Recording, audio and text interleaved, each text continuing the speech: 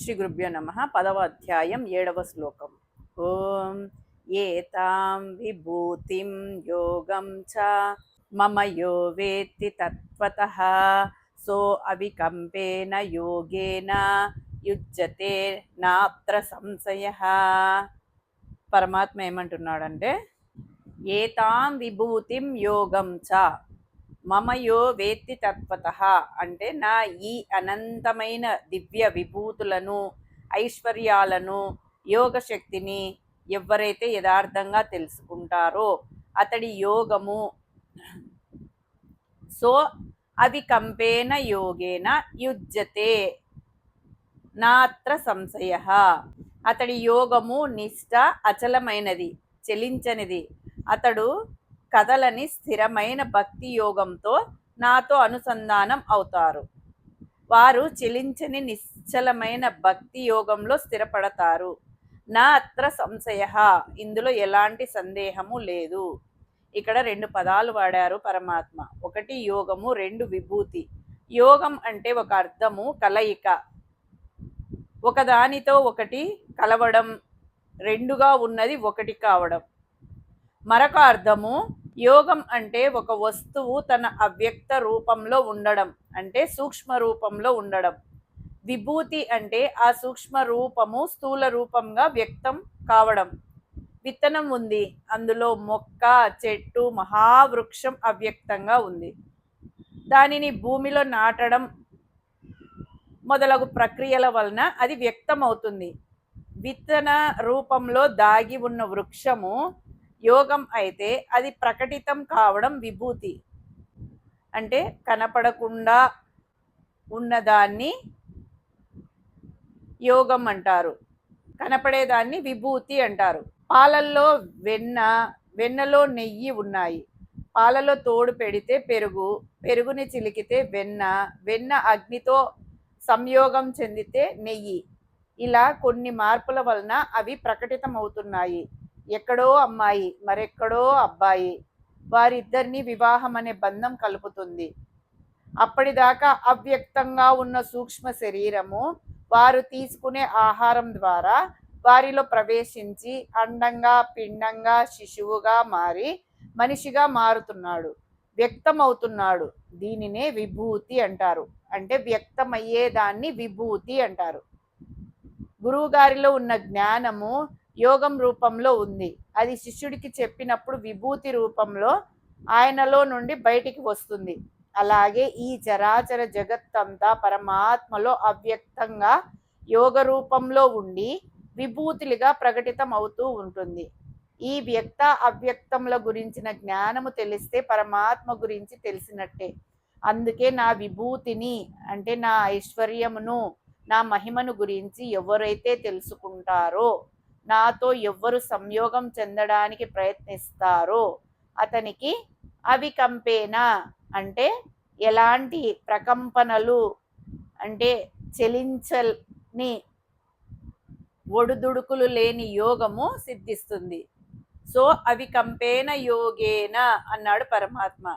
రెండవది లేదు, ఉన్నదంతా పరమాత్మే అని తెలుసుకోవడమే అవికంప యోగము. ఇందులో సందేహం లేదు అని ఘంటాపదంగా చెప్తున్నాడు పరమాత్మ. అంటే ఈ అనంత విశ్వమంతా అతనికి యోగ రూపంలో తనలోనే కనపడుతుంది. అతను ఎక్కడికి వెళ్ళక్కర్లేదు. ఎక్కడ ఉన్నా తాను అనేక పుణ్యక్షేత్రాలలో ఉన్న భావన కలుగుతుంది. ఎందుకంటే అతడికి నిశ్చలమైన యోగం సిద్ధిస్తుంది.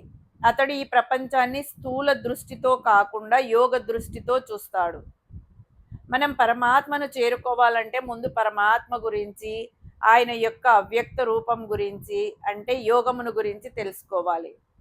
జీవుడిని దేవుడితో ఐక్యం చేసే సాధననే యోగం. అలా తెలుసుకుంటే మోక్ష మార్గం సులభం అవుతుంది. ఏమీ తెలియకుండా, ఏం చేయాలో తెలియకుండా ఏం చేస్తాం? ఆ విషయాన్ని ఇక్కడ పరమాత్మ చెప్తున్నాడు. పరమాత్మ యొక్క మహిమను, ఐశ్వర్యాన్ని, ఈ జగత్తు ఎలా ఆవిర్భవించింది అనే విషయాన్ని ఎవరైతే తెలుసుకుంటారో అతడికి నిశ్చలమైన యోగము, ధ్యానము, నిష్ఠ అలవడతాయి. అతడికి జ్ఞానం సిద్ధిస్తుంది. అహం బ్రహ్మాస్మి అనే స్థితికి చేరుకుంటాడు. ఇందులో సందేహం లేదు అని పరమాత్మ స్పష్టం చేశాడు. రామకృష్ణ పరమహంస దగ్గరికి ఒక వితంతు స్త్రీ వచ్చింది. ఆమె, నాకు జీవనోపాధికి లోటు లేదు, కానీ నాకు ఒక చిన్న బాబు ఉన్నాడు స్వామి. ఇంకా నా ఈ జీవితం అంతా భగవంతుని సేవకు అంకితం చేయాలి అని అనుకుంటున్నాను. కాబట్టి నేను తరించే ఉపాయం ఏదైనా ఉంటే చెప్పండి స్వామి అని అడిగింది. నాకు మంత్రోపదేశం చెయ్యండి అని అడిగింది. పరమహంస గారు ఆమెకు ఒక మంత్రాన్ని ఉపదేశించి మంత్ర అధిష్టాన దేవతను ధ్యానిస్తూ మంత్రాన్ని జపించమన్నారు. ఆమె ఇంటికి వెళ్ళి మంత్రాన్ని జపం చేయడం ప్రారంభించింది. ఆమెకు రాముడు అంటే ఇష్టం. రాముణ్ణి చూడాలి అనుకుంది. రాముణ్ణి ధ్యానించింది. కానీ ఆమె కళ్ళు మూసుకుంటే రాముడు కనపడడం లేదు. వాళ్ళ అబ్బాయి కనిపిస్తున్నాడు. 1 రోజు, 2 రోజులు, 5 రోజులు, 15 రోజుల పాటు ప్రయత్నం చేసింది. అబ్బాయి కనపడకుండా రాముల వారు కనపడాలి అని ఎంత ప్రయత్నించినా వాళ్ళ అబ్బాయి మాత్రమే కనపడుతున్నాడు. చివరకు పరమహంస గారి దగ్గరకు వెళ్ళి తన బాధను చెప్పుకుంది. అప్పుడు ఆయన అన్నారు, అమ్మా, నీ ఇష్టదైవము నీ పుత్రుని రూపంలో దర్శనమిస్తున్నాడు అని భావించి అతడు నీ పుత్రుడని ఆ శరీరాన్ని చూసి నువ్వు అనుకుంటున్నావు.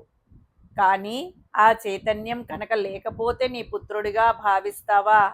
ఆ శరీరాన్ని ముట్టుకుంటావా?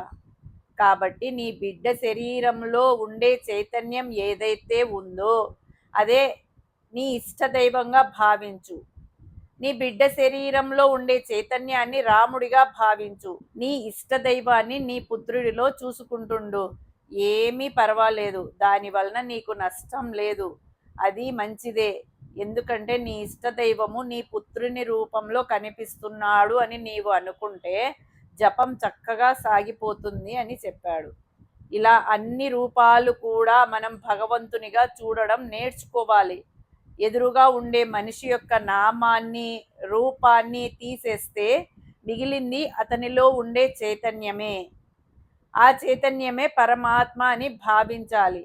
ఒక్క మనిషికే కాదు, ప్రతి జీవిలోనూ పరమాత్మను చూడగలగాలి. అంటే అంతా పరమాత్మే అని తెలుసుకోవడం. నీటిగా ఉన్న, నిప్పుగా ఉన్న, చెట్టుగా ఉన్న, పుట్టగా ఉన్న, క్రిమిగా ఉన్న, కీటకంగా ఉన్న, పాముగా, తేలుగా ఉన్న అంతా ఆ పరమాత్మే అని తెలుసుకోవడమే మన జీవిత పరమార్థం. హరి ఓం తస్సత్.